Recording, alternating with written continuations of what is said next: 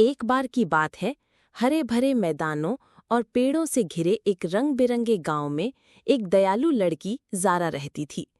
उसे जानवरों से बहुत प्यार था।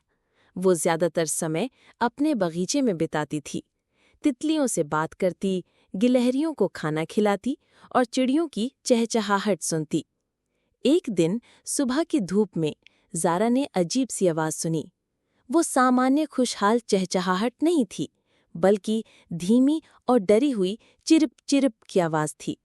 वो आवाज़ का पीछा करते हुए एक झाड़ी के पास पहुंची, जहां उसने एक नन्हा पक्षी देखा। उसके एक पंख में चोट लगी थी और वो उड़ नहीं पा रहा था। अरे नहीं, ज़ारा ने धीरे से कहा, तुम्हें चोट लगी है।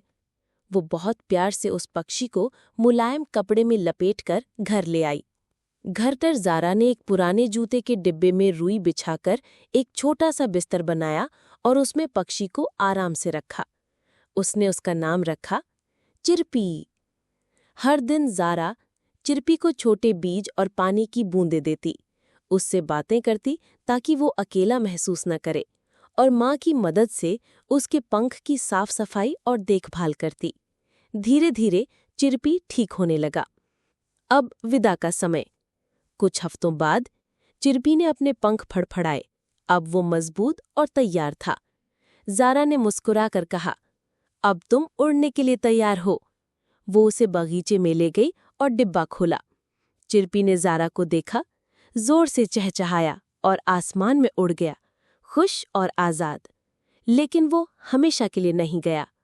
अब हर सुबह चिरपी ज़ारा की खिड़की पर वापस आता और अपने सबसे मधुर सुरों में गीत गाता, उसकी दया का धन्यवाद करने के लिए। कहानी से सीख: दूसरों की मदद करना, चाहे वो कितने भी छोटे, कमजोर या बेसहारा क्यों न हो, दुनिया को और बेहतर और दयालु जगह बनाता है। यहाँ तक कि एक छोटा पक्षी भी आपकी दया को याद रखता है।